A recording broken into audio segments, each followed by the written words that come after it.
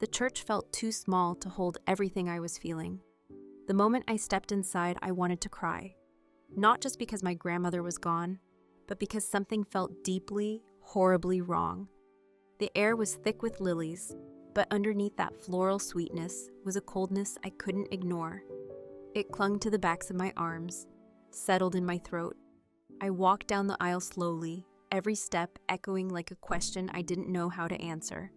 I sat in the second pew, alone, folding my hands in my lap to keep them from trembling. Around me, my family whispered in low voices, their heads bent together like conspirators. No one looked at me. No one reached out. My father stood at the front, straight as a ruler, not once turning to acknowledge I was even there. I told myself to focus on the ceremony, on Grandma Agnes. But the words the priest spoke, about legacy, about strength, about family, felt empty. They barely touched the real woman I had known, the woman who let me bake bread with her on rainy Sundays, who told me stories about her childhood in Amsterdam, who once said, "Kindness is a choice you make when no one's watching." No one up there was talking about her. When the service ended, people started to rise, brushing imaginary lint from their coats, murmuring polite condolences to each other. Not to me. I sat still for a moment longer, hoping someone would say my name, offer a hand, a nod, anything. But they moved past like I was invisible. Outside, the sun hit my face like a slap. Too bright, too cheery for a day like this. I was about to make my way down the steps when Aunt Rachel appeared beside me, adjusting her sunglasses with that perfectly manicured hand. "The family will be gathering at the house," she said softly, like she was doing me a favor by telling me it all. "But keep things quiet, all right? Your father's not in the mood." I stared at her. Not in the mood for what? She gave a smile I'd seen 100 times before, tight-lipped, polished, insincere. "Let's just not make today harder than it already is." She walked off before I could answer. I looked around at the people standing in clusters, laughing too loudly, eyes scanning for the next person to impress. And I felt it, deep in my gut. Whatever was coming, I wasn't meant to be part of it. Not unless I forced my way in. That night, I sat at the kitchen table, the same one where Grandma used to drink her morning tea when she visited. The same table where I'd done homework as a kid, while Dad paid bills or scanned the news on his tablet. Now there was just silence between us. He sipped his coffee like it was any other evening, like my world hadn't just split open. I watched the way his jaw tensed each time I moved. He wouldn't meet my eyes. That was how I knew something was coming, something I wasn't going to like. Finally, he cleared his throat. "About the will reading," he said, like it was a footnote. My pulse kicked up. "When is it?" He didn't answer immediately, just set his cup down a little too carefully. "You're not going?" I stared at him. "What?" "It's not necessary," he said, shrugging, like that settled it. "It's a family matter." I felt the words hit like a slap. I am family. He looked at me then, but not with softness, not with grief, with something cooler, dismissive. "You were never exactly grateful to your grandmother. You chose to distance yourself." "That's not true," I snapped before I could stop myself. "I loved her. You barely visited these last few years." I couldn't believe what I was hearing. "She lived across town. I called her every week. I brought her groceries, took her to appointments when you were too busy." "You made choices," he said flatly. "You moved out before college ended. You always acted like we were beneath you, like this family didn't matter." His words twisted in my chest. I'd moved out because I needed space, because I couldn't breathe in this house full of rules and cold silences. But I had never stopped loving Grandma. "She didn't see it that way," I said quietly. He shook his head. "You're not invited, Eva. There's no place for you in this. Let it go." I stood up, the chair scraping back sharply. My heart was pounding. I could feel the old ache building again. That helpless, trapped feeling I'd spent years trying to forget. "She would have wanted me there," I said, voice shaking. "She would have..." Dad looked back down at his coffee like he hadn't heard me. or like I wasn't worth answering. And in that moment, I knew this wasn't just about Grandma's will. This was about control, about punishing me for leaving, for being different, for not playing the part they wanted. I left the kitchen without another word, but one thing was already certain. I would be at that reading, even if I had to walk in uninvited. I lay awake that night staring at the ceiling, the shadows of tree branches flickering across the walls like restless thoughts. Dad's words played over and over in my mind, tightening like a knot in my chest. You're not invited. You were never grateful. As if love needed to be proven through obedience. I kept asking myself the same question. Did I do something wrong? My grandmother and I had always been close, closer than I'd ever been with my own parents. From the time I was little, she made space for me in her world. While my dad lectured me about focus and structure, Grandma Agnes let me wander through her garden barefoot, let me ask endless questions without needing to have the right answers. She was the one who taught me how to sew, how to write a proper thank you note, how to make Dutch pancakes just the way her mother used to. When I got my first heartbreak, it was her couch I cried on, her soft voice that told me I wouldn't break forever. I tried to think back. Had I missed a signal, forgotten something important? There had been a few months last year when I was buried in work, overwhelmed, distant, but Grandma never seemed to mind. She always said, "Life gets busy, but kindness makes time." I thought I had made time. I thought she knew I loved her. What stung the most was how quickly Dad had labeled me as ungrateful, like it was fact, not accusation, like he'd been waiting to say it. And the way he looked at me, not like a daughter, but like a problem he didn't want to deal with. I turned over, pressing my face into the pillow. Maybe this wasn't about what I had done.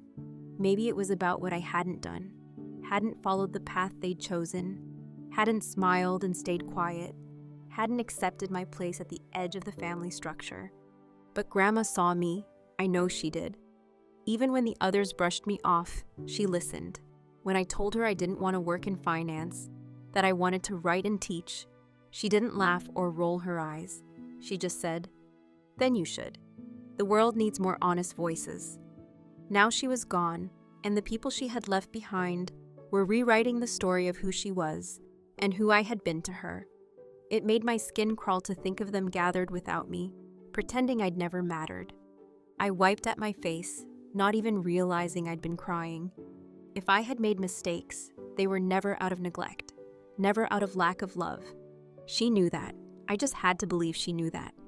And if the will reading was the only chance left to hear what she truly thought of me, then I wasn't letting anyone take that away. The next day, just as I was pulling my coat on to leave for work, my phone buzzed with a text from Aunt Lena. "Can I stop by, just for a minute?" I stared at the message for a few seconds, hesitant. We weren't exactly close. She was my dad's younger sister, always a little outside the inner circle herself. Still polite, still part of the family machine, but different. Softer, maybe. She always brought an extra dessert to gatherings just in case, and used real napkins, the kind Grandma liked. 20 minutes later, she was standing in my doorway, holding a paper bag with still warm muffins, blueberry, Grandma's favorite. "I don't want to overstep," she said gently as I let her in, "but I heard what your dad said." I stayed quiet, curling my hands around a mug I hadn't yet filled. I didn't trust my voice. If I opened my mouth, I wasn't sure what would come out. Grief, anger, or worse, nothing at all. "They told me I didn't need to be at the will reading either," Lena went on, settling into the edge of my couch. "Said it was only for the immediate family, which apparently doesn't include me now." Her voice was calm, but I could hear the bitterness beneath it. That quiet exclusion we both knew too well. I finally sat across from her. "Did you know they weren't going to invite me?" "No," she said, "and I don't think your grandmother would have agreed to it." Her words felt like a drop of water in a desert. I wanted to believe them, desperately. "She loved you, Eva. Anyone with eyes could see that." Lena folded her hands in her lap. "And honestly, I think your dad's afraid." "Of what?" I asked, more of a whisper than anything else. "That you were closer to her than he was. That maybe She saw something in you he never did in him. I looked down at the table. The mug had gone cold in my hands. I don't know what's in the will, Lena said. But I do know this. If you don't go, you'll always wonder, and I don't think your grandmother would have wanted that. It was the first time someone had spoken about Grandma without an agenda attached. No veiled warning, no polite exclusion, just truth, quiet and steady. Lena stood to leave, then paused. You have every right to be there, whether they like it or not. She gave me a quick hug, brief, firm, and full of something I hadn't felt from anyone since the funeral. Then she was gone. I looked at the muffins on the counter. I wasn't hungry, but I reached for one anyway. Blueberry, still warm, like something remembered, like something worth fighting for.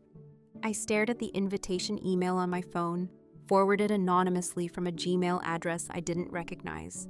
The time, the place, the subject line, estate of Agnes Johanna Van Dalen. No mention of my name, no official inclusion, but there it was, a proof that it was happening, and that I hadn't been told. I sat on the edge of my bed, phone in one hand, my grandmother's old silk scarf in the other. I'd found it tucked into a coat pocket after the funeral, still faintly carrying her scent. Rose water and cloves. I pressed it to my face and tried not to fall apart again. Dad's voice rang in my head like a bad echo. You're not invited. Let it go, but I couldn't. Not when every part of me knew Grandma would have wanted me there. She'd never excluded me from anything in her life. Sunday lunches, spontaneous museum visits, even the long, quiet phone calls where neither of us needed to say much at all. And now, somehow, the people she had left behind were trying to erase that. I stood up and walked to the mirror.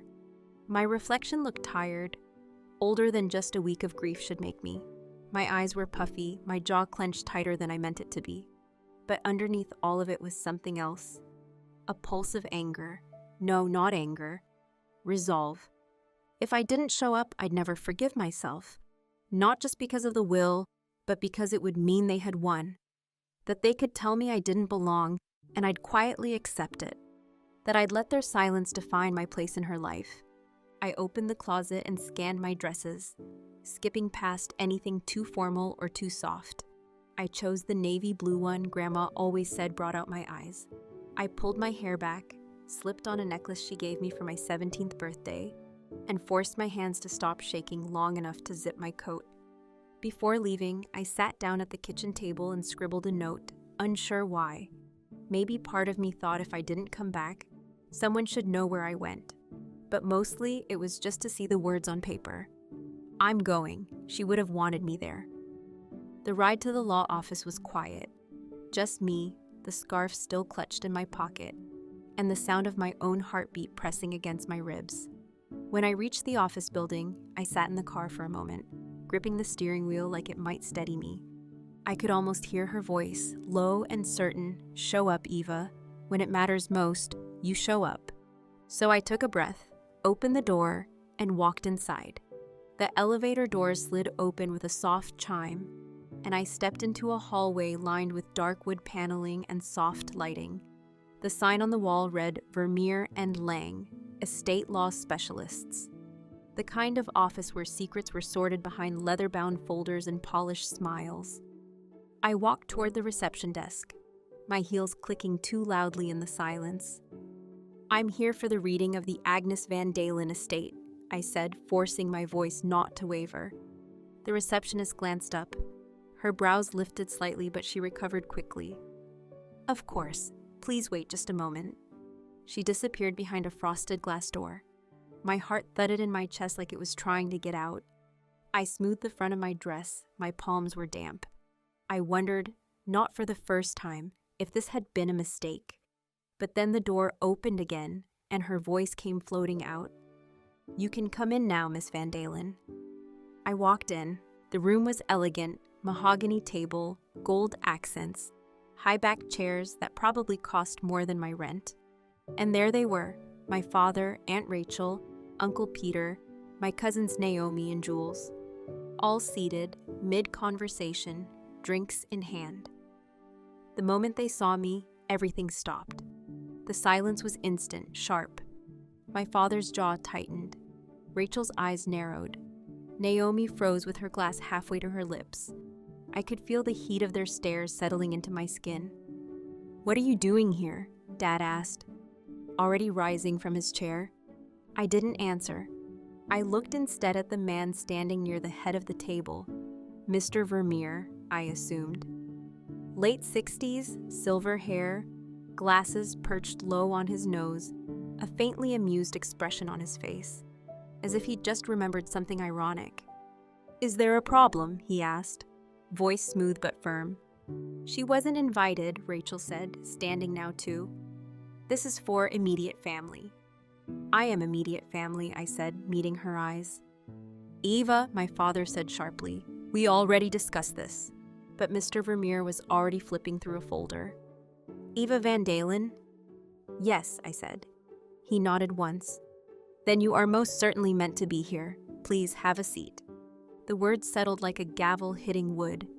I walked to an empty chair at the far end of the table and sat down, my hands folded carefully in my lap. My father sat again, but he didn't look at me. Mr. Vermeer closed the folder with quiet finality. "Shall we begin?" As he opened his notes and the room adjusted to my presence like it had swallowed a stone, I felt something I hadn't expected. Calm, I had shown up. Now it was their turn to sit and listen. My father didn't even wait for Mr. Vermeer to start. The moment the last word of polite introduction had been spoken, he leaned forward, arms on the table like a man ready to strike. "Before we go any further," he said, voice low but sharp, "I want it on record that Eva is here without our agreement. She was not invited." I kept my eyes on the edge of the table. I could feel the stares drilling into me, especially Naomi's, like she was trying to bore a hole through my skull with sheer entitlement. "I don't need your agreement," I said quietly, not looking up. Dad gave a short, bitter laugh. "You haven't been involved in this family for years. You distanced yourself. You don't belong here, Eva." The words hit harder than I wanted them to. Not because they were true, they weren't, but because they were the kind of words you don't forget, even if you pretend to. I sat up straighter, willing my face to stay calm. "I belong wherever Grandma wanted me," I said. He turned to Mr. Vermeer now, like I was no longer worth addressing. "We'd like her removed from this process. She's here to cause trouble. She's always had a difficult relationship with Agnes." "Enough," Mr. Vermeer said, without raising his voice. But the room stilled instantly, as if someone had pulled the air tight.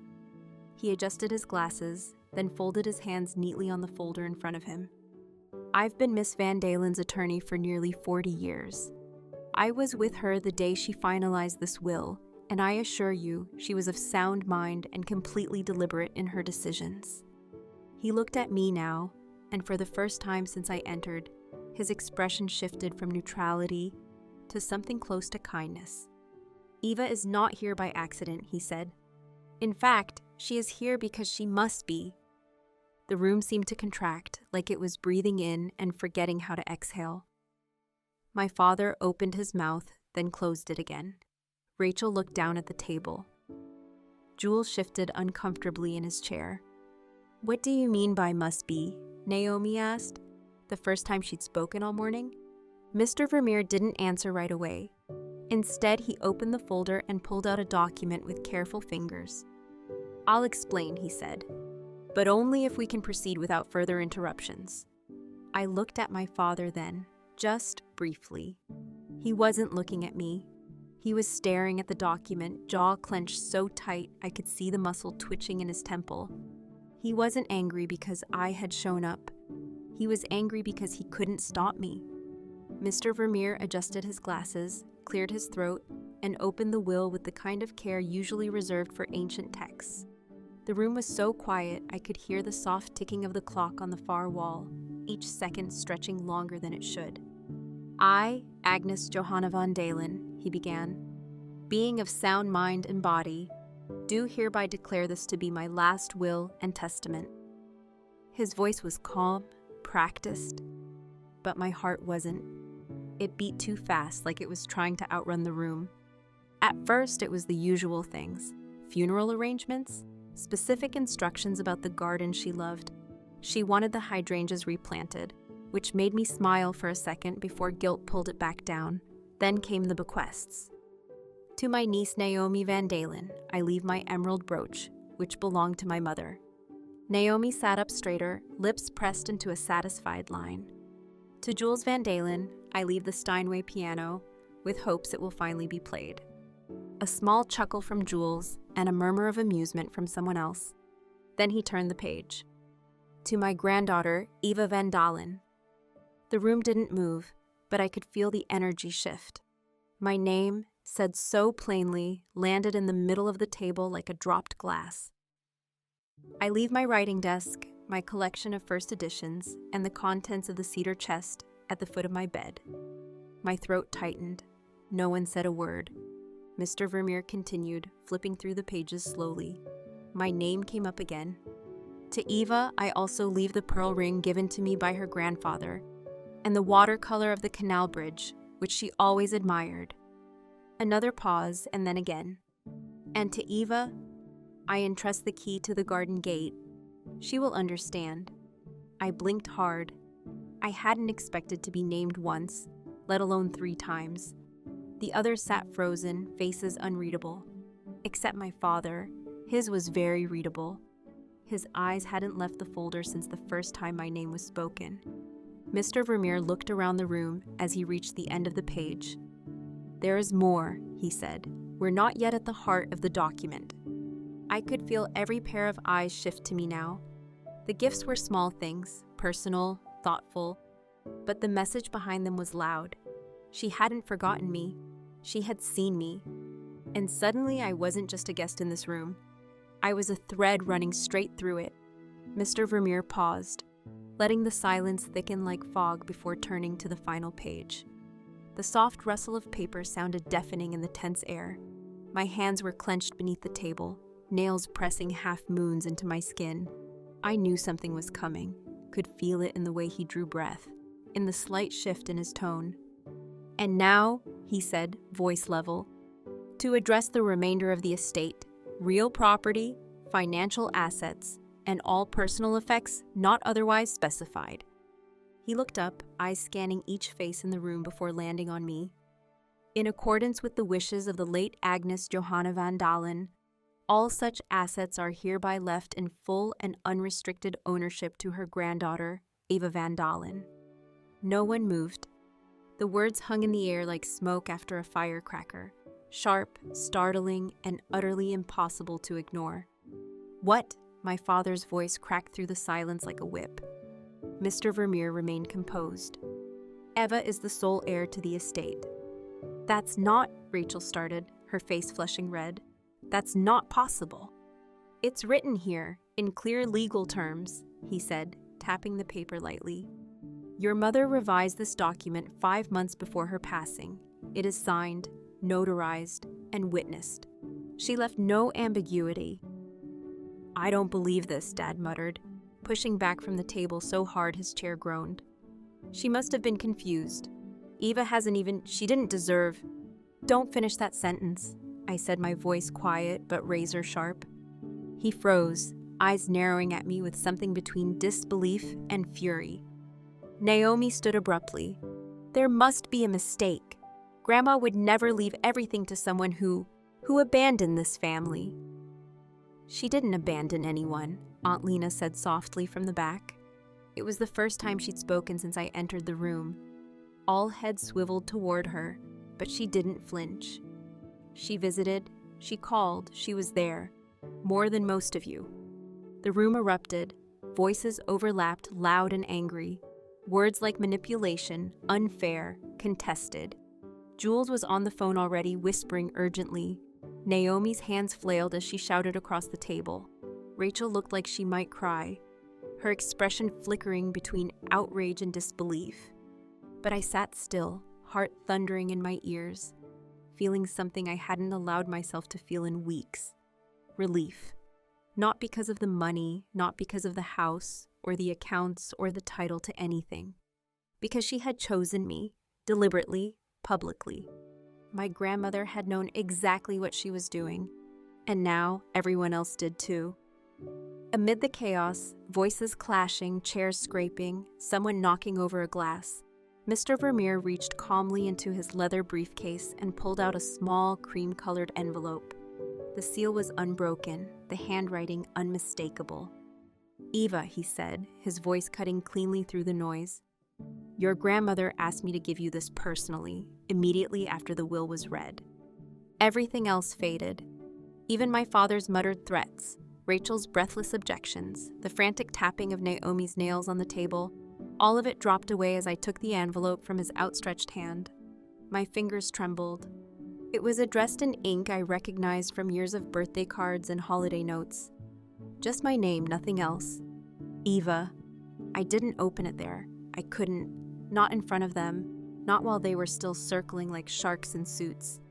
I slipped it into my bag, holding it like something sacred. "I believe we're done here," Mr. Vermeer said, folding the will closed. He looked pointedly at my father. "Further disputes should be handled through legal channels, but I assure you, there's very little ground to stand on." They began to leave, one by one. My father was the last to go, pausing at the door like he wanted to say something but thinking better of it. He looked at me with something I couldn't quite name, then he walked out. I stayed behind as the room emptied. Mr. Vermeer offered a soft nod, then followed them, leaving me alone in the heavy silence. When I finally opened the envelope, my breath caught. The paper was thick, her scent faintly clinging to it, lavender and something warm I couldn't name. "My dearest Eva, if you're reading this, then the storm has already begun." I swallowed hard. "By now you've learned what I've done, and I imagine it has not been received gracefully. That's all right. I didn't write this to justify anything. I wrote it because I wanted you to hear the truth from me, not through lawyers or bitterness, but from the heart you knew so well. I watched this family for a long time, Eva. Watched who came out of love and who showed up only when the cameras did. And I watched you, quiet, steady, kind. You never asked me for anything. You never treated me like a prize to be claimed. You saw me, that's why I chose you. You may not have expected this, but I've seen you carry more strength than you realize. You're not just my granddaughter. You are my legacy. Hold your head high, my love, even when they try to pull you down, especially then. Always, Grandma." The tears came silently, not from grief this time, but from the ache of being seen, truly seen, and finally chosen. I read the letter again that night, curled on the couch with a blanket pulled around my shoulders like armor. The apartment was silent except for the hum of the refrigerator and the slow, rhythmic breathing of a world that didn't know mine had shifted.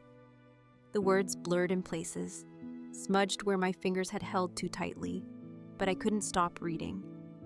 Each sentence hit deeper, peeling back layers I didn't know I'd been carrying. There was a second page. I hadn't seen it at first. Folded neatly behind the first, tucked almost shyly away. I unfolded it with care. "There's something I need you to know, Eva. I didn't come to this decision lightly. I tested every single one of them, not out of cruelty, but out of necessity." My breath caught. I could see her now, sitting at her little desk by the window, writing this with that ancient fountain pen she only used for serious things. I dropped hints. I lied sometimes. I said things I didn't mean just to see what they'd do. I told Peter I was thinking of selling the lake house. He brought a real estate agent 2 days later. I mentioned to Rachel that I might revise my jewelry list. She came by the next afternoon and left with a necklace I never offered her. I told your father I was worried about managing my finances. He immediately offered to streamline everything into an account he controlled. They didn't ask questions. They didn't check on me afterward. They just moved, quickly, quietly, selfishly. I wiped my cheek, surprised by a tear I hadn't felt fall. But you never asked for anything. You listened. You helped when no one else would. You brought tulips when the hydrangeas died. You read to me when I couldn't sleep. You laughed at my old stories even when you'd heard them twice before. You didn't come for what I had. You came for who I was. My hands trembled as I folded the letter back, pressing it flat against my lap. I couldn't breathe for a moment, not properly, not with the weight of it. Of all those visits, all those quiet afternoons, the mundane rituals that had felt like nothing special at the time. But they had been. They had been everything. She had seen all of it. Every kindness, every silence I'd filled with presence, and every moment I'd chosen her without even realizing it was a choice. This hadn't been about bloodlines or tradition or loyalty earned through obedience. It had been about love, and about what you do when no one is watching. She watched, and I passed. And now everything that came next wasn't just mine, it was ours. The first call came the morning after the will reading. I was still in bed, the letter from Grandma folded neatly on my nightstand like a talisman. My phone buzzed once, then again. I didn't recognize the number, but I answered anyway, half asleep, half hopeful it might be someone kind. Unbelievable, Rachel's voice snapped through the receiver. No greeting, no pause. You've really outdone yourself. I sat up slowly. Rachel, you manipulated her, she hissed. Don't pretend you didn't. You played sweet little granddaughter while the rest of us were dealing with everything else. What everything? I asked. Grandma didn't even see most of you this year. Click, she hung up. 10 minutes later, my phone rang again. This time it was my father. I hope you're proud, he said coldly. You humiliated us. You made a spectacle out of her death. I didn't make anything, I said. I showed up, that's it. I showed up and she left me what she wanted to. Don't be naive, he snapped. You think this is over? You think this won't have consequences? Before I could answer, he was gone. By noon, I'd received 5 more calls. Naomi left a voicemail demanding the return of her brooch. Jules sent a text with a thinly veiled threat. You might want to check what defamation laws say about telling lies to lawyers. Even my Uncle Peter, who hadn't looked me in the eye once at the reading, called just to tell me, calmly and cruelly, that I was the reason the family was fractured beyond repair. That afternoon, I opened Instagram and saw Rachel's story, a black and white photo of Grandma with the caption, "Some people only show up when there's something to gain." Hundreds of likes, dozens of comments, hearts, crying emojis. I closed the app and deleted it from my phone. By the end of the day, it was like someone had flipped a switch. People I hadn't heard from in years were suddenly reaching out, either to ask me for clarity or to remind me how close we'd once been, just in case I felt generous now. I didn't respond to any of them. The apartment felt colder than usual that night. I turned on every light, wrapped myself in Grandma's scarf, and stared at my phone, half expecting it to ring again. When it didn't, I both missed and dreaded the silence. They had turned on me faster than I could have imagined. No conversation, no questions, just condemnation, like I'd stolen something sacred, like I hadn't earned it. But I had. Not by blood or bargaining, but by simply being there, when no one else was. And somehow, that was the part they couldn't forgive. It started with a vague post, just a blurry photo of Grandma's garden, captioned, "Some things shouldn't be for sale." No names, no tags, but I knew exactly who had posted it. Rachel. Within hours, people I hadn't spoken to since high school were commenting with sad faces, fire emojis, and the ever-favorite, "So sorry for what your family is going through. Stay strong." I scrolled through them in stunned silence, watching as strangers and distant acquaintances assigned roles I hadn't auditioned for. By the next morning, things had escalated. Naomi posted a carousel of old photos, Grandma holding a baby version of her, a blurry Christmas dinner, a candid of the lake house dock. The caption read, "Family isn't about who shows up last. It's about who's always been there. Some things money can't buy, and some people forget that." It had nearly 200 likes before I even saw it. People started messaging me, some out of curiosity, some out of kindness, but most with that syrupy, performative concern. "Hey, just saw Rachel's post. Is everything okay?" Or worse, "Not sure what's true, but I hope you're not as cold as they're saying you are." They were saying a lot. Someone, maybe Jules, had leaked that I was the sole heir. I wasn't tagged in any of it, but I didn't need to be. The comments were specific. Can't believe the granddaughter who left the family is now living in that house. Must be nice to inherit everything after doing nothing for years. If my grandma gave everything to me, I'd be too ashamed to show my face. I stayed off social media for a day, then two. On the third day, I logged in out of habit and saw a meme Rachel had reshared. One of those sarcastic quote graphics. Just because you visited a few times doesn't mean you were the favorite. Her caption, but delusion is strong, I guess. I didn't cry. I didn't even get angry. I just felt tired. Bone deep, soul heavy tired. This wasn't about me, not really. It was about what I represented. A version of grandma they didn't understand. A woman who could think for herself, who saw past holiday appearances and Facebook perfect families. They couldn't accept that she had chosen someone who hadn't played by their rules. I thought about posting something myself, something calm and dignified. A photo of grandma and me in the garden maybe, with a quote from her letters. But then I closed the app again. Let them talk. They needed their version of the story. I had the truth, and that was enough. I unlocked the front door with hands that didn't feel like mine.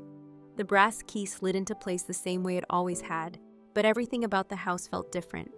Hollow almost, like something had been scraped away in my absence. I stepped into the foyer and stood still for a long moment, listening. No ticking clock, no distant hum of her radio playing opera on low volume.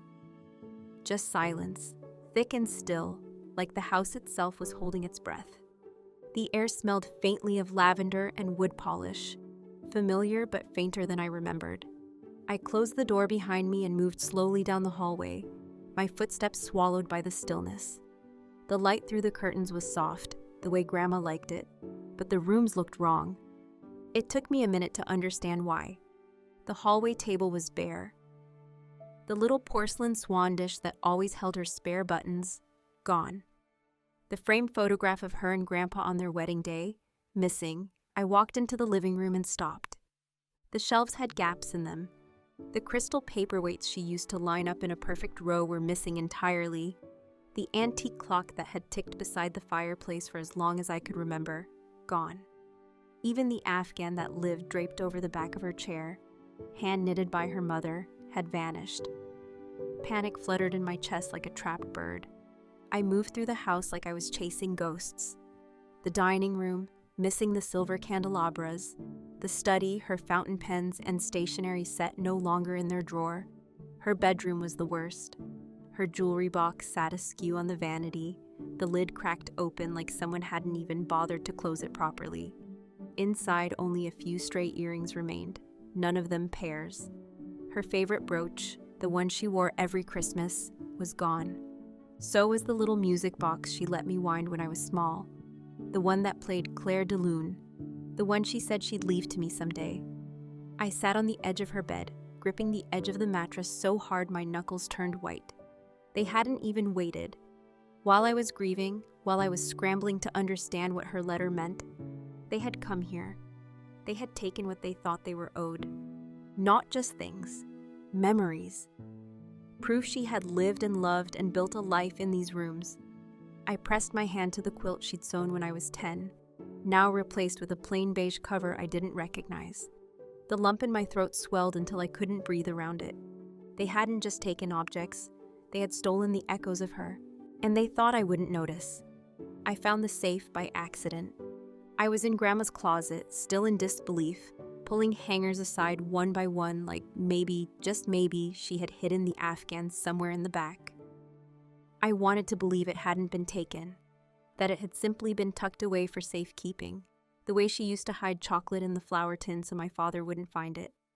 Then my hand brushed something solid behind the last row of coats. A panel, slightly loose. My fingers curled around the edge and tugged. It popped open with a soft click, revealing a narrow recess built into the wall. Inside sat a small black safe, old but solid, its keypad worn smooth. I stared at it for a long moment, my breath caught somewhere between wonder and fear.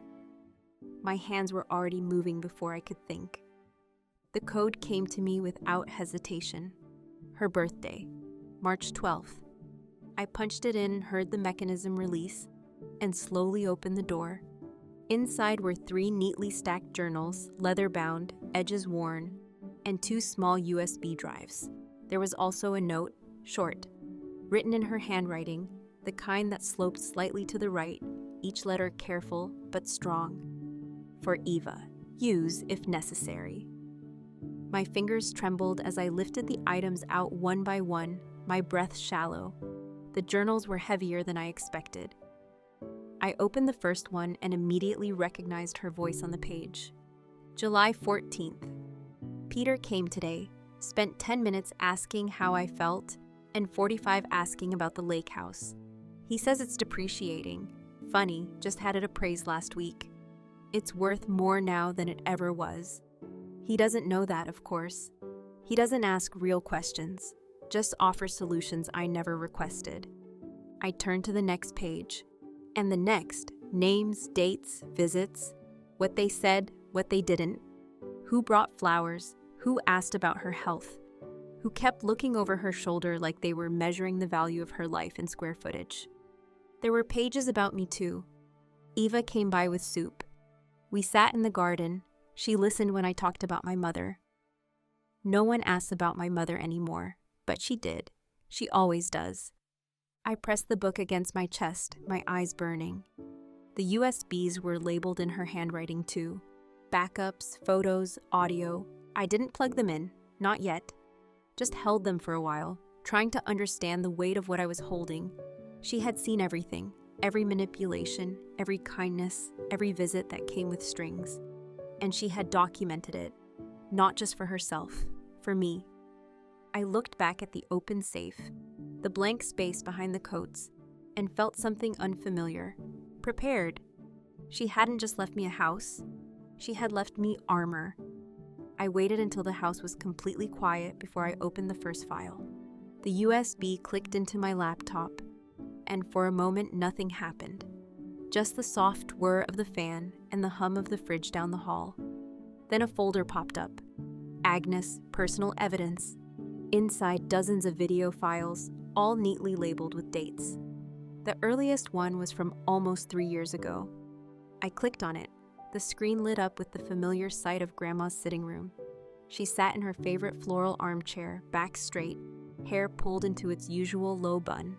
A cup of tea rested beside her on the table, untouched. She looked straight into the camera, steady and clear-eyed.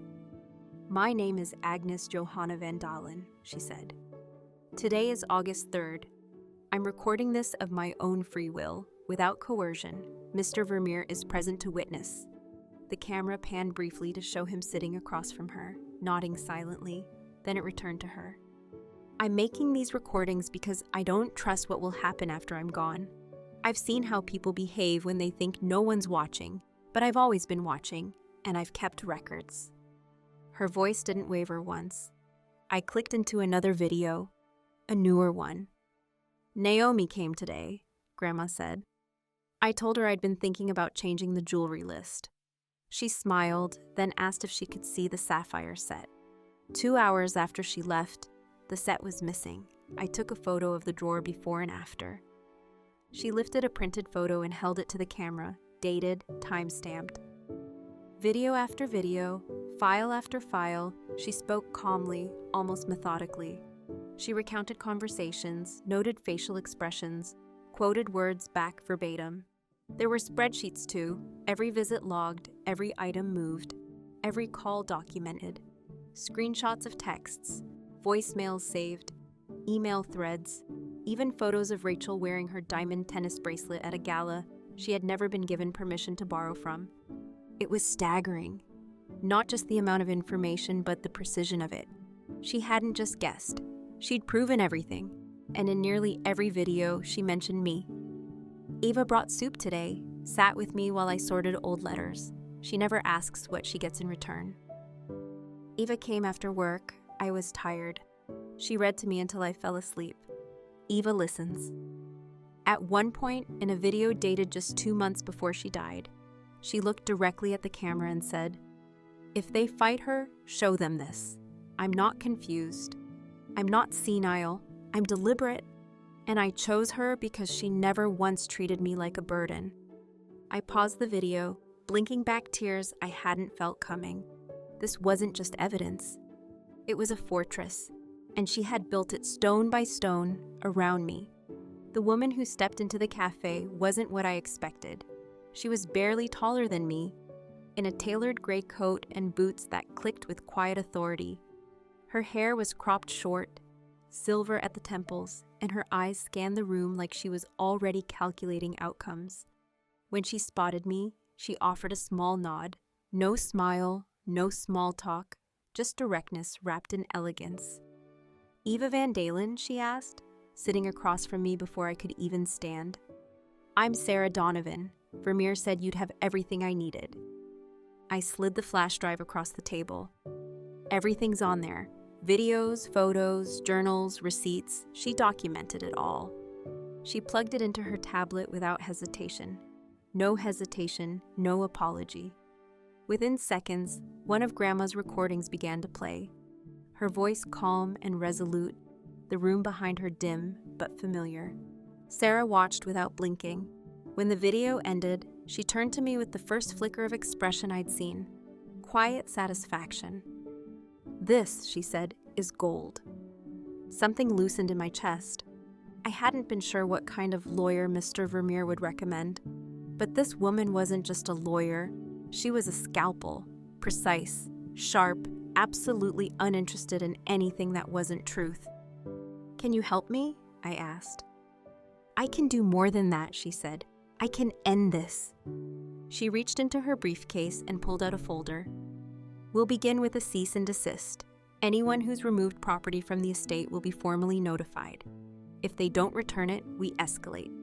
And if they even think about contesting the will, we're filing a motion to dismiss, attached to a hard drive full of these recordings." I stared at her. "They're already attacking me. Online, by phone. My dad's threatening to take me to court." "They won't win," she said flatly. "Your grandmother built a case stronger than most I've seen in 20 years. She didn't just change her will, she predicted every move they'd make, and documented enough to bury any claim of undue influence." I swallowed hard, the reality finally catching up. I hadn't imagined the fear in their eyes. They weren't just angry, they were panicking. Sarah leaned forward, her voice softening just enough. "They underestimated her, and they underestimated you." I nodded slowly. My tea had gone cold. "When do we start?" I asked. She opened her laptop. "We already have." Outside, the wind picked up, scattering leaves across the street. But inside that cafe, I felt something steady growing inside me. This wasn't about revenge. It wasn't about money. It was about protecting the truth Grandma had fought to leave behind. And now, I had someone who would fight beside me. The court papers arrived on a Wednesday, slipped into my mailbox like any other envelope. No knock, no warning. Just a quiet little bombshell waiting among bills and junk ads. The return address was from my father's lawyer. The weight of it was heavier than the paper should allow. I sat down at the kitchen table, tore it open with shaking hands, and scanned the first few lines. My eyes caught the words, undue influence, mental decline, and testamentary capacity. He was accusing me of manipulating her, of taking advantage, of coercing a woman who had been more lucid and sharp in her final year than he'd been during most of my childhood. I stared at the letter until the words lost meaning. Then I called Sarah. She answered on the first ring. "I've seen it," she said. "We expected this." I thought maybe, "No," she cut in gently. "You hoped. That's different." I pressed the phone against my cheek and stared out the window at the house across the street, where a neighbor I barely knew was watering her plants like the world wasn't falling apart. "He's saying I forced her," I whispered. "He's saying exactly what guilty people say when they've lost control," Sarah replied. "We're not going to let him rewrite her story." Over the next 2 weeks, my life became a series of scanned documents, signed affidavits, and careful preparation. Sarah moved fast, precise as ever. We gathered evidence, all of it. Grandma's videos, her letters, her journal entries, the time-stamped photos, the appointment logs showing who visited when, her doctor's report certifying her mental clarity. Maria, Grandma's caregiver, agreed to provide a statement. So did her neighbor across the street, who had seen me coming and going every week like clockwork. Even Aunt Lena gave us a signed affidavit about the months leading up to the will change, how Grandma had mentioned it, how deliberate and calm she had been. Still, every time I saw my father's name on a legal document, every time I read the word plaintiff, I felt like I'd swallowed something sharp. This was my father. He had taught me how to ride a bike, how to swim. He'd carried me on his shoulders at fireworks shows when I was too little to see over the crowd. And now he was trying to destroy me in court because he couldn't control a dead woman's choices. I didn't cry, not then. Instead, I put my signature on every document Sarah slid across the table.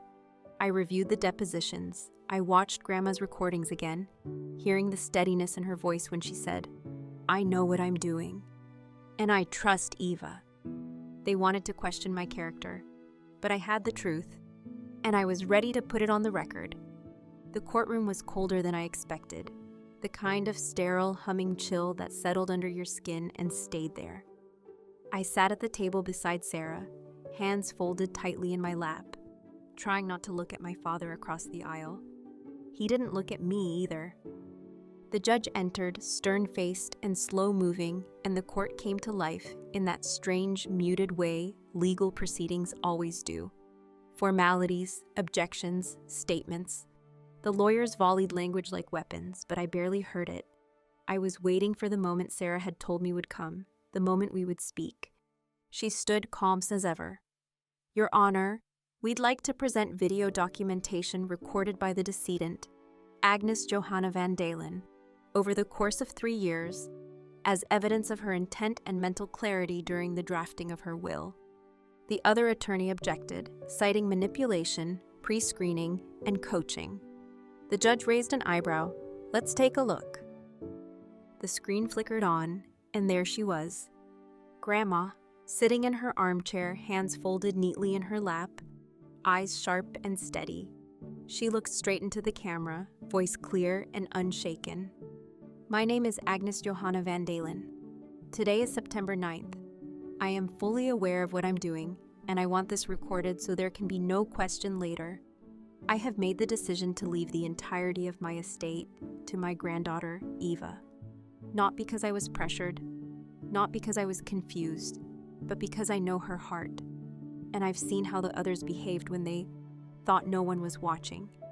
I felt the shift in the room like a wave, a tightening. My father sat back in his chair, jaw clenched. Naomi's arms crossed over her chest. Jules looked at the table like maybe it could swallow him. The video continued.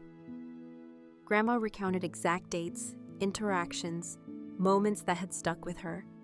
She spoke with clarity, calm, authority, not just a grandmother, but a woman who had lived through generations and decided, finally, to speak her truth in her own voice. The second video played, then the third. By the time the last one ended, the room was silent. The kind of silence that doesn't ask for clarification, just surrender. The judge leaned forward. "This is some of the most thorough documentation I've seen in a will contest." Sarah simply nodded. Mrs. Van Dalen anticipated resistance. I looked at my father then. He still wouldn't meet my eyes, but it didn't matter. She had spoken for herself. Not with lawyers, not with arguments, but with truth, laid bare and unshakable. And now everyone had heard her, not just what she left behind, but why. The judge's ruling came quicker than anyone expected. We reconvened in the courtroom 2 days after the videos were presented, though it felt more like a formality than a fight. The energy had shifted. Even the air felt different, less charged, like the storm had moved on and left behind only the wreckage. I sat with Sarah at the front of the room, every muscle in my body taut. My father was seated behind his lawyer, stone-faced, his arms crossed so tightly across his chest, it looked like he might fold in on himself. Rachel sat beside him, her phone clenched in one hand, like the right filter or emoji might make this all disappear. The judge looked over his glasses, his voice low but final. After reviewing the evidence, including extensive personal recordings made by the decedent and corroborating documentation from multiple parties, I find no indication of undue influence, coercion, or compromised mental capacity. The will of Agnes Johanna van Dalen stands. There it was, just like that, the lawsuit, months of tension, accusations, and cold silences, was done. The case was dismissed. Official, irrevocable. I didn't breathe for a full second. Then it came all at once, a wave of air I hadn't realized I'd been holding. I didn't cry, I didn't smile. I just sat there, letting the moment sink in. Sarah leaned over. "You're free," she said softly. My father rose abruptly and walked out of the courtroom, not even glancing back. Rachel followed, her heels striking the floor like she was still performing for an audience that had stopped clapping long ago. Naomi didn't even say goodbye. I stayed seated. I needed the stillness. I needed to remember what this moment felt like. Not because I had won. This didn't feel like a win, but because Grandma had. Her voice had cut through their noise. Her clarity had survived their distortion. Outside, the wind had picked up, scattering leaves across the courthouse steps. Sarah stood beside me, flipping closed her folder with a satisfied snap. "I've had clients walk into court with half the truth and twice the drama," she said. "But your grandmother, she walked in 3 months after her own funeral and left no room for question. That's a rare kind of power." I smiled faintly. She always said she liked to be thorough. Sarah chuckled, then offered her hand. "You ever need anything, you know where to find me." As I watched her disappear down the courthouse steps, briefcase swinging, I felt the first taste of something like peace. Not because the fight was over, but because I hadn't let them erase her. Or me. They could walk away. They could rewrite their own versions of what happened. But the truth was carved in stone now, and I would carry it forward. The first box appeared 3 days after the court ruling. No return address, no note, just a plain cardboard package left on the porch like it had been dropped by accident. I found it early in the morning, still damp from the fog, with my name scrawled in sharp black marker. Inside was the Afghan, Grandma's, hand-knit in faded blues and soft grays, the one she used to drape over her legs during chilly afternoons in the sunroom. I didn't realize I was crying until I saw the little frayed edge she always refused to fix, because it tells the story of its use. I pressed the yarn to my face and sat on the steps, letting the quiet settle around me like a second skin. That was the beginning. The next day, a courier arrived. Formal, silent, and uncomfortable, as if he knew what he was carrying wasn't his business. 2 velvet boxes. One held Grandma's pearl earrings. The other, the sapphire brooch Naomi had worn to that gala and claimed she'd always assumed was hers. No apology, no explanation, just items returned like overdue library books. Then came the paintings, delivered in silence, one by one, over the course of a week, wrapped in paper and canvas like they'd been hiding in garages or behind the doors of home offices, waiting for the verdict. The watercolor of the lake at sunset came last, the one Grandma painted the summer before she married my grandfather. I hung it in the hallway where the light hit it around 4 in the afternoon, her favorite time of day. They didn't come in person. No one rang the bell. No one offered a word. It was a slow, quiet parade of surrender, and I accepted each piece like a puzzle finding its way home. Even the small things returned. The swan dish from the foyer table, her recipe tin, tucked into a worn tote bag and left at the gate. A wooden figurine I hadn't even realized was missing until I unwrapped it and felt something in my chest unclench. Each item brought a rush of memory. Her laughter in the kitchen, the way she hummed when she watered plants, the soft brush of her hand on my shoulder when words weren't necessary. These weren't just things, they were fragments of her life, echoes of her love. And now, one by one, they were coming back to me. Some items never returned. The clock from the living room, a few pieces of jewelry. But I no longer needed them to prove anything. I had enough. I had what mattered. By the end of the month, the house looked like hers again. Not a replica, not a museum, but something warm and lived in, something real. They had taken what they thought was theirs. But in the end, even they understood what Grandma had made clear. It never was. He called first. Just after 7 on a Tuesday evening, while I was watering the hydrangeas in the back garden. His name lit up the screen, and for a moment, I didn't move. I just stood there, hose in hand, water streaming over the soil, my thumb trembling slightly against the plastic nozzle. I let it ring until the last second. Then I answered. "Eva," he said, "just my name. No greeting, no softness." The voice I knew from every childhood lecture and teenage argument. "I assume you're aware everything's been resolved," I said, more sharply than I meant to. "Yes." A pause. "I didn't call about the court." I waited. The silence between us stretched so long it became its own kind of sentence. "I thought maybe we could talk," he said finally. So we did, at the house, Grandma's house, my house now. He arrived 2 days later, standing on the front porch like a man unsure if he should knock. I let him in without a word and led him to the living room. The clock on the wall ticked steadily. The scent of lavender from the diffuser hung in the air. I didn't offer him tea. He looked around as if he barely recognized the place. His eyes lingered on the framed photograph of Grandma and me, the one she kept by her bedside. He used to say she was soft on me. Maybe she was, but softness isn't weakness. He never understood that. "I didn't expect it to end that way," he said. "You didn't expect her to outsmart you," I replied. He flinched, just barely, but I saw it. "I did what I thought was right," he said. "No," I said. "You did what made you feel in control. You tried to erase me from her final chapter." His mouth pressed into a thin line. "You weren't around."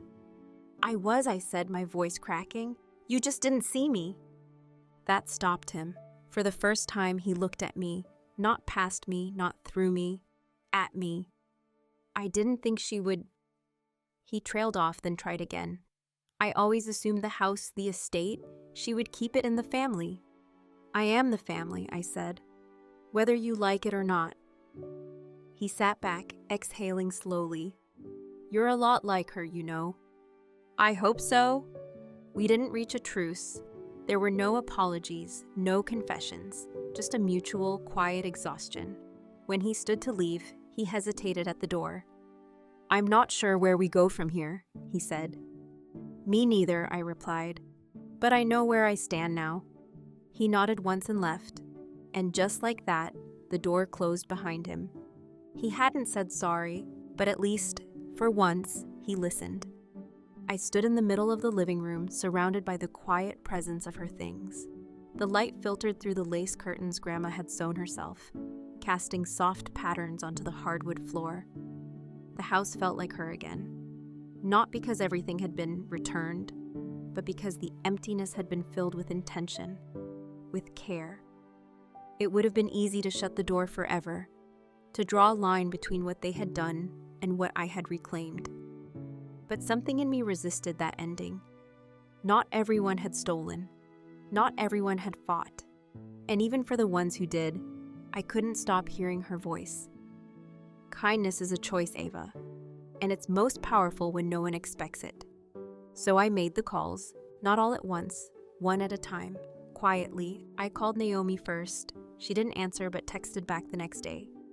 "What do you want?" I wrote, "There's a music box from Vienna. You once said it reminded you of her perfume. If you'd still like it, I'd be willing to set it aside for you." There was no reply for hours. Then finally, "I'd like that." Rachel was harder, but I knew what to offer her. Grandma's recipe tin, metal, dented, and lined with cards and fading ink. I texted her simply, "I think you should have this." She responded within 5 minutes, "You don't have to do that." "I know," I wrote. Even Jules answered.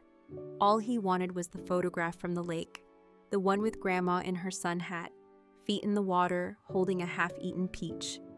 "It's the only time I ever saw her truly relaxed," he admitted when he came to pick it up. I didn't ask for explanations. I didn't offer forgiveness in words. This wasn't about absolving them. It was about doing something Grandma would have done, something she had done, again and again, until the end of her life. Make space, even when people didn't deserve it yet.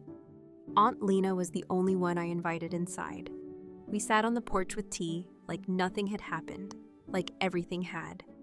When I handed her a small carved bird Grandma kept on her windowsill, her hands trembled as she took it. "She always said it reminded her of freedom," Lena whispered, even when she felt stuck. "She's not stuck now," I said. Forgiveness, I was learning, didn't always look like peace. Sometimes it looked like a recipe card, returned to the right hands. Sometimes it was a single photograph or a chipped music box, a gesture, a door left open, not for reconciliation, not yet, but for the possibility of it. And maybe that was enough. The idea came slowly, like most real things do. Not as a lightning bolt, but a quiet tug at the edge of a sleepless night. I was sitting in Grandma's study, her letters spread out around me, the scent of old paper and dried lavender hanging in the air. I kept returning to one line, the one she had written in her final letter. Use it to become more authentically yourself. At first, I didn't know what that meant.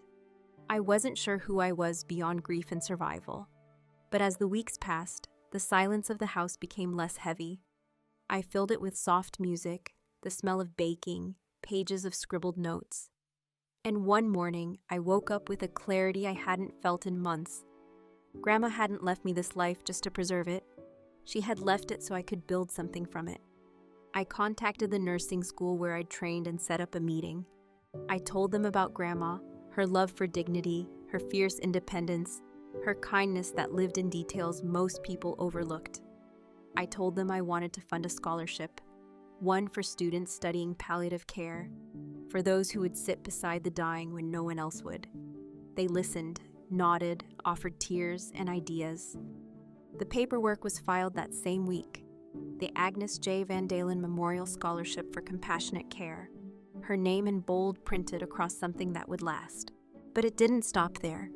With Sarah's help, I established a foundation in Grandma's name. Not a grand institution, not something corporate or cold, but a modest, focused initiative. Its mission was simple: to support elderly individuals without family advocates. People like Grandma might have been had I not been there. People forgotten between hospital corridors and family drama. The foundation would fund companion programs, deliver meals, offer emergency support for those nearing the end of life alone. Every detail felt personal. Every form I signed, every phone call I made, stitched a part of me back together. Slowly, deliberately, I began to feel something I hadn't in a long time: purpose. Not just the kind that fills your calendar, but the kind that fills your lungs. The kind that makes you feel like maybe you've landed in the place you were always meant to reach. Some days, the grief still hit me unexpectedly. A scent, a song, a phrase she used to say. But now I had somewhere to place it. I had work that honored her, not just her name, but her spirit. Grandma had once told me, legacy isn't what you leave behind. It's what you set in motion. Now finally I understood, and I was ready to carry it forward. The house was full again, not with noise or drama or tension, but with warmth, the kind that hums under conversations and flickers in candlelight. I moved through the rooms barefoot, setting down platters and lighting the last of the votives. It had been exactly 1 year since we buried Grandma, and somehow the ache had softened, not disappeared, never that, but it no longer dragged behind me like a shadow. It simply lived alongside everything else. I stood in the doorway of the dining room, letting myself take it all in. The table was long and mismatched, an extra leaf added, folding chairs borrowed from neighbors. A fresh bouquet of lavender sat in the center, just like Grandma used to arrange. Her photograph rested on the mantel, watching with that slight, knowing smile. The guests arrived slowly, in twos and threes. Aunt Lena brought her famous apple tart, and a quiet apology she didn't say out loud, but folded into every kind glance. Rachel came with her daughter, now toddling, cheeks pink with laughter. She placed Grandma's recipe box on the kitchen counter, said softly, "I thought you should keep it here, where it belongs." Lucas flew in from California. He brought stories of my father I'd never heard, ones about his early days teaching, about Grandma slipping him money for textbooks when no one else believed in him, stories that filled the blanks in my own memories. Maria, Grandma's caregiver, arrived last, carrying a small wooden angel Grandma had once given her. "She wanted this on the table," Maria whispered, placing it beside the lavender. "Said it would remind you she's still around." And maybe she was. Not in the way that makes curtains flutter or clocks stop, but in the subtle quiet of everything going right, of people showing up, of the absence of fighting. Dinner was potluck, loud and imperfect. We passed dishes and memories like they belonged together. Laughter rose, unforced. Toasts were made, glasses raised. At one point, I caught myself smiling so hard it hurt. Tears burning behind my eyes, not from pain, but from the overwhelming sense of rightness. After dessert, I stood to speak. I hadn't prepared anything. I didn't need to. "I don't think Grandma imagined this exact night," I said, "but I think she'd be proud of it. Not because of the house or the food or even the foundation, but because we made it. Through the storm, through the silence, through the mess." The room grew still. "She used to say that legacy wasn't about what you leave behind. It's about who you leave strong enough to keep going." I paused, catching my breath. So here we are, still going, still remembering, still loving. As the evening faded into soft music and gentle conversation, I stepped outside onto the porch. The air was warm, the stars just starting to blink awake. "We made things right, Grandma," I whispered, and I meant it.